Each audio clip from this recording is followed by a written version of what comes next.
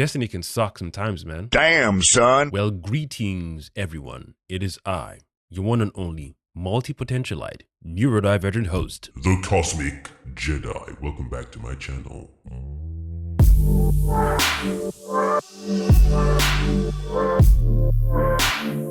Let's talk about the Hulu Disney Plus show called Paradise. Let me say that I've never watched any TV show back to back from beginning to end, all episodes in the space of 3 days. He ain't lying. No matter how good a show is, once I watch it, that's it. Nice. There's a show that I watched recently last year. I feel one of the best shows that I watched last year. It's called Dark Matter. Let me hear yeah. That is one beautiful show. Absolutely beautiful show. But that's the only show that I can say confidently I would have rewatched again. Not in the space of 3 days though. Yeah. Paradise is the only show to date that I remember watching back to back. Damn, son. There were some choices made by certain characters. I thought if I was in certain characters' shoes, I would not play it like that. I would play it completely different. What do you mean by that? And I'm talking about Xavier. So before I proceed, ladies and gentlemen, this video will contain spoilers, maybe mild spoilers or minor spoilers, but spoilers for sure. So you have been warned. In 3, 2, 1, we shall proceed, shall we? Sinatra, that bitch. He ain't lying. My goodness, they wrote her so well, and the actress played it so well. What a heifer. Damn. What an absolute heifer. What? I would have shot Sinatra. Damn. You don't understand. I know he fired a warning shot, but I would have shot her somewhere as a skilled agent in a way where I know she wouldn't bleed to death or she wouldn't lose a lot of blood. It's easy to shoot into empty space, and I imagine she would have preempted my warning shot. In my head, I'd have been like, yeah, you expecting me to do that, but you wouldn't expect me to shoot you. That's right. We'll talk a little bit, then I'll just pop you in the thigh like, yo, the warning shot you probably expected. That one in your thigh, you didn't. Yeah, boy. And my son's mom was like, no, if you do that, you know, you risk losing your daughter's whereabouts. I was like, yo, the space I was at mentally, hey, I would have literally popped in her thigh, kneecap, or shoulder. Get this man a shield. She is a well-written heifer. My goodness. And the actress did a great job playing her. Yeah. My 3 main characters in the show that I enjoyed the most, and in no particular order, by the way, the 3 main characters that I enjoyed the most: Billy Pace, Cal, and Xavier. Mm-hmm. That's right. 3 of them, my goodness, those actors and the story. Woo! You don't understand. Wow, the show got me with Billy. The show got me with Billy. And with their male archetypes that they grew up with as well, how each male archetype affected the character themselves as well. It's just fascinating to me. When Cal walked into the room, I can't remember whatever episode it was, like a young boy walking into the room talking to their father or mother saying they want to be a fireman or an astronaut or a farmer or a musician or a scientist or a doctor, biologist, or, you know, that joy. Like, I think I just figured out what I want to do as a person. Cal walks into the room and tells his dad, I want to be a teacher. And it's the instant response from his dad. I felt that. You don't understand, goddammit. When Cal's father says, no, you're going to be a politician, you're going to run for president, yada, yada, yada. After watching the whole show, I went back and thought, applying the rules of destiny, right? Cal wanted to do one thing, one occupation and one profession with joy in his heart. And even based on the previous, the episodes, we're getting flashbacks of Cal. There was one scene where he had this speech about being a president and where he said he didn't always like it all the time. And he definitely didn't always want to be this. Imagine if someone else was in his position. Would they have dealt with the situation the same way Cal did? Because how Cal connected to Xavier, despite the therapist, you know, saying that she picked him specifically for a particular reason. Whether or not the therapist chose is one thing. It's another thing for Cal to gel with the choice of the therapist. So let's say Cal didn't gel with Xavier. He would have been like, you know what? I see your recommendation, but I'm not gelling with this guy. So I'm talking about it from the aspect of destiny, right? The fact that despite all the other candidates that were there, which the therapist chose as well, or handpicked per se, but she offered Cal Xavier's file at the end, and then made it look like he was priority per se. I could be wrong because, again, even though I watched the season twice, I guess is how I'm interpreting the scene. but it was still up to Cal and Xavier to gel. So Xavier could have come with a beautiful, smooth energy, but then again, Cal would have been like, he's too soft for me, or he's too kind for me, or he's too jokey for me, or he's too quiet for me. Or even when he had him take off, when he said take off your shoes, he could have been like, well, that was a test to see how obedient he was, or how easy it was to take orders or follow orders. And he might not want to be around someone who's easily swayed because he's in the White House and the president's telling you to do something, you do it straight away. What I'm trying to get at is just a shifting of a character. One person could have shifted the whole end result we got for the show. So if Cal didn't get the pushback from his father, despite how painful it was, and it's easy for me to say this because I've seen the whole show, right? If he didn't get that pushback and Cal went on to follow that whole path of wanting to be a teacher, Cal wouldn't have survived. Damn, son. Because he wouldn't have become president to know what was going on, to then know, the whole plan, and to then be part of the whole initiative of building the underground thing and having 25,000 people in there.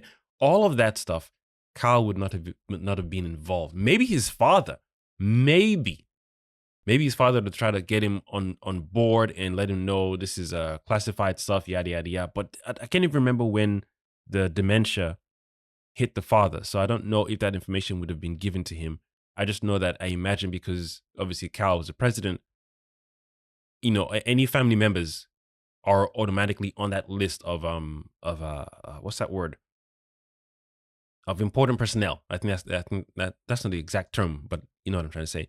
People who are classified as important on that list, they would have been automatically put there. Cal's son, the ex-wife, the father, so on and so forth, automatically. If Cal had siblings, I imagine they'd have been put there as well. Did he have siblings in the show? No, he didn't. Did he?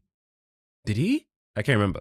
But let's say if he had siblings and they featured him on the show, they would have been on that list automatically. So because I've forgotten what time period the dementia hit the father, I imagine if Cal had stuck to that plan and the father, he didn't even tell his dad and just chose to do it, right? There's no way, I don't think he would have survived the whole nonsense, because if someone else was in the presidential chair, that means Xavier would have made it to that whole process of being picked, because again, Cal had to gel with Xavier in the first place.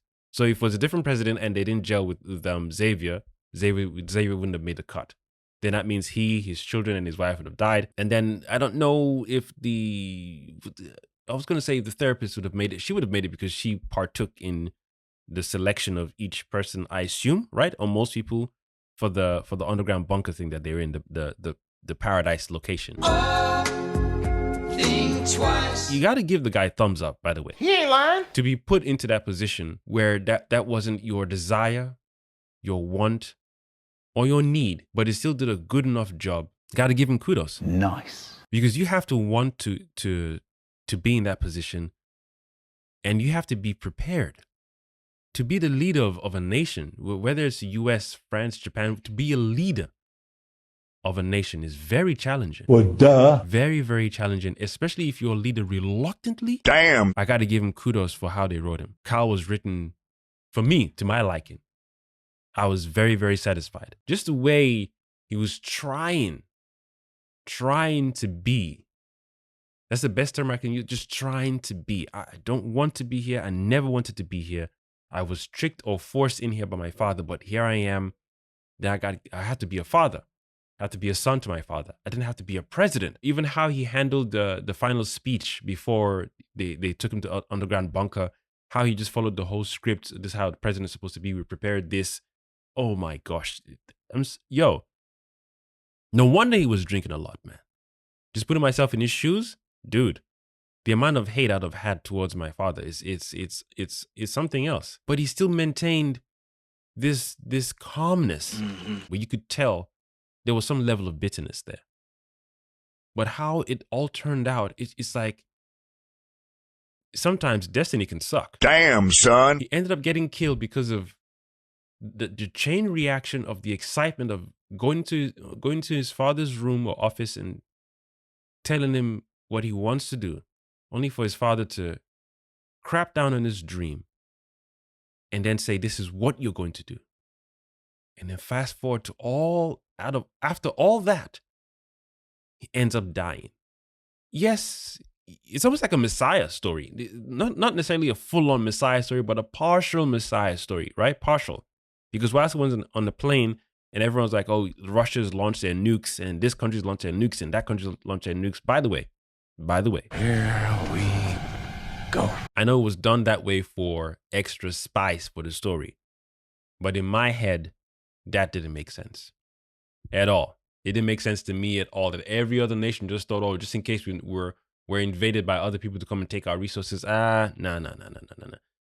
That's the writer's way that's how he perceives the world. I personally wouldn't write that. What would I write? I won't tell you yet, but I wouldn't have written it like that. For extra spice for the show, I'm assuming he chose to write it like that other nations are like, yo, whatever is hit. And our resources are going to be limited to our people. So I imagine people coming in are going to start asking or forcing their way in. So to avoid that future tug of war or that future invasion or whatever you want to call it, it's best to just drop nukes. Nah.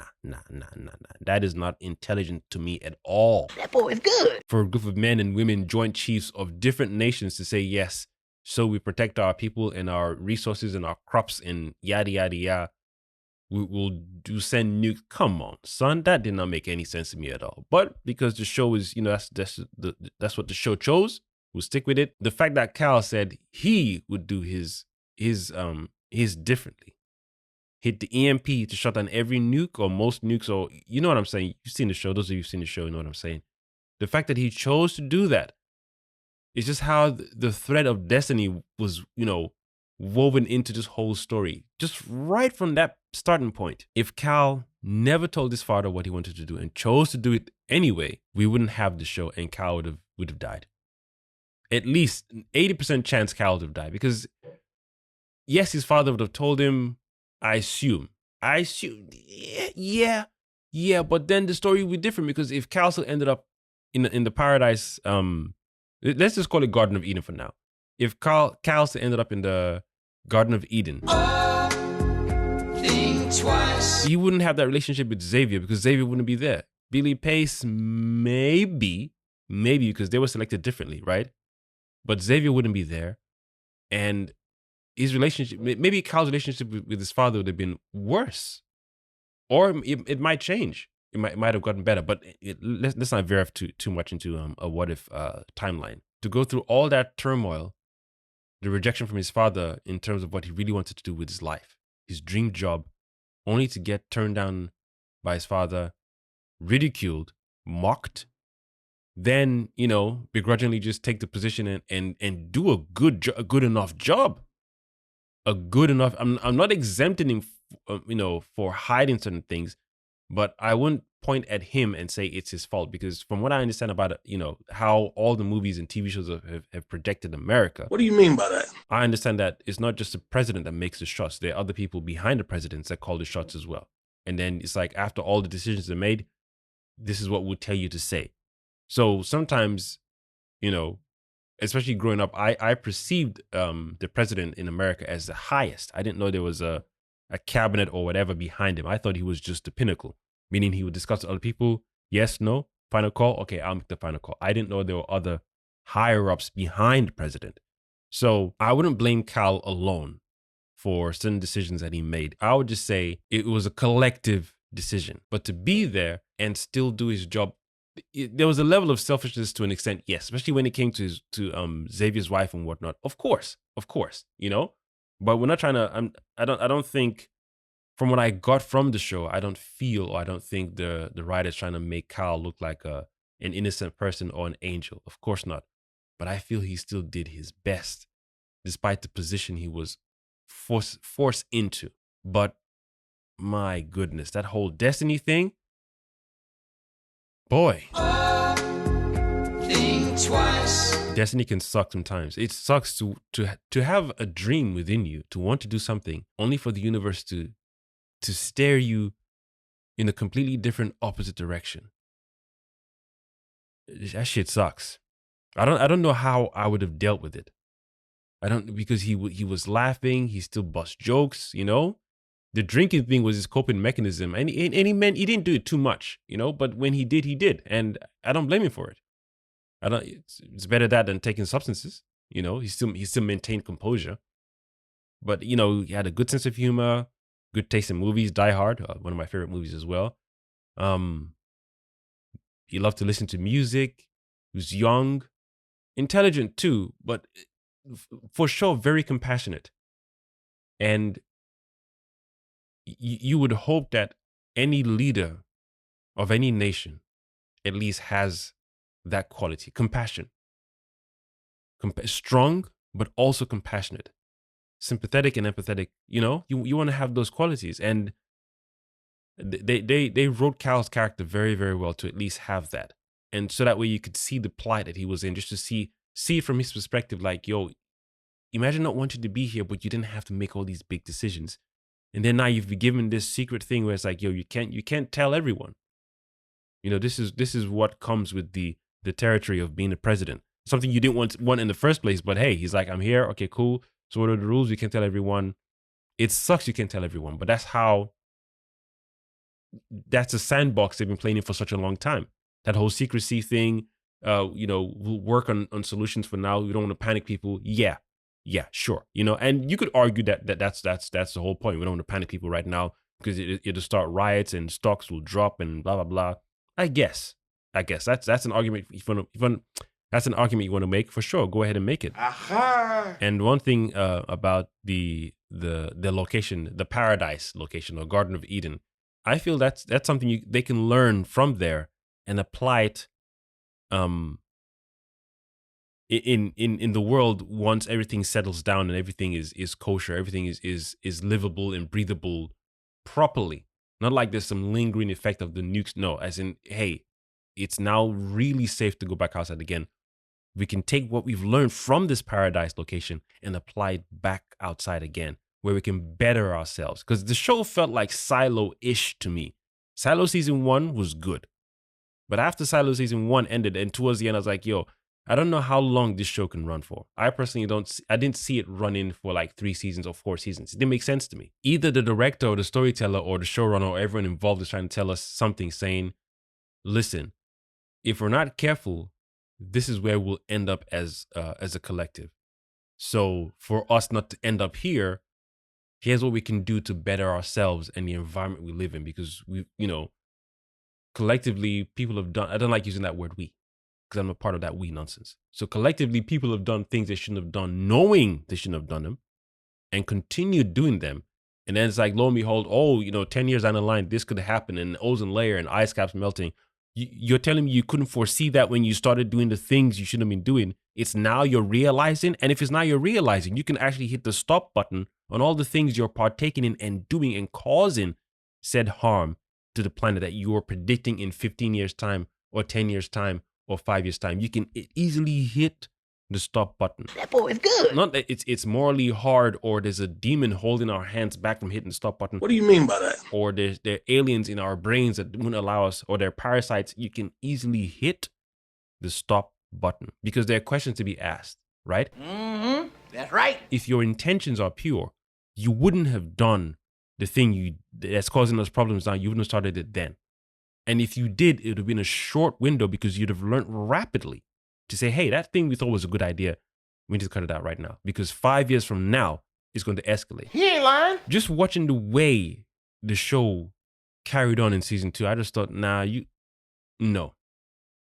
it felt boring to me after a while because it didn't feel like a competent show saying, this is what we're trying to get across. And I've said this many times in the past. Not every show or movie has to have some global message or collective message of become better, be a better human being, be better human beings, heal the world, and so on and so forth. Not every show or movie has to do that, or cartoon or whatever. These things are just here for entertainment. What if the world got run over, taken over by mushroom spores, The Last of Us, and that's the story? Then it's like, oh, human beings surviving, yada, yada, yada. You could write a very dark story in that saying, yeah, human beings become very brutal and just eating each other and killing each other. Yeah, I guess. That's not how I would write it. I don't feel we were created in such a way where a default mode, if we entered a situation where it's challenging, is just destroying and eating each other and pillaging each other and just killing. No. I feel that's a thinking from a particular group of people or a handful of a group of people. Get this man shield. Because the majority of the collective will say, this is not how we should be. I'm not satisfied with the idea of a small group of people manipulating a whole mass of people in some way, shape, or form to think like them. You think your way, go and create your own civilization in your own bubble, in your own village, and live in your disorder and disharmony. Don't spread your nonsense to everyone else. You don't understand. What I'm saying is the human element in this show, it wavered sometimes. Like, I see what you're trying to do, but again, I'm like, that's how you think. That's how you think. Because I was thinking to myself, okay, with this paradise Garden of Eden location, it's 2,500 people, 25,000 people, right? So there are grown men and women here. Eventually, they're going to copulate. And when they copulate, is the space built enough for everyone, each and every one, not each and every one, well, let's say 100 couple, and they each have on average one child each. Is that space substantial enough for them to grow in numbers? Or is it just fixed for the 25,000 people only? Or is it fixed enough to say 25,000 people can stay here plus a certain amount of, and again, that's what I'm saying. It's like, okay, well, if you're worried about space, cool. But you're saying this is the last of human beings so far that we know of. Whatever you learn here, and when you realize it's safe for us to go back upstairs, we can take the schematics of what we've achieved here to say we can live in harmony with each other. We can live well without having classism, separatism, racism, or any form of discrimination, because we all lived as one in this underground bunker. Now you could say they were forced to because of the world event and the nukes event. Yes, forced to, but still came out on top, saying even though we were forced to, this wasn't a willing thing. We didn't choose this. We ended up here. We've made the best of it. What have we learned from this experience? What can we improve on now that we're here? And what don't we want to bring back from our previous experience or previous way of living whilst we're up top, so that when we do reemerge again up top, what can we apply up top that we've learned here, we've mastered here? So those are the things I've picked out from that experience in the paradise, aka Garden of Eden. Because I was like, yo, everyone likes to look at the negative. It's easy to do that. The fact that if someone even sat down to build it, and I love the whole dialogue between this heifer, Sinatra, and that the architect or the dude who was like, oh, it's impossible to build an underground, it's yada, yada, yada, the amount of money. That whole dialogue I really, really love, because you can say it costs a gazillion, fulfillion, McMillion dollars. When she said, we need this, and she let him know eventually, yo, if we don't do this, it's game over. Yeah. So there's a thing coming that needs us to do this. So they still built it despite how much money he said it will cost. So I love the fact that it's like, this is not even about how much it's going to cost. This is life and death. It took them back to that original point of man, where we built what we built because we needed it.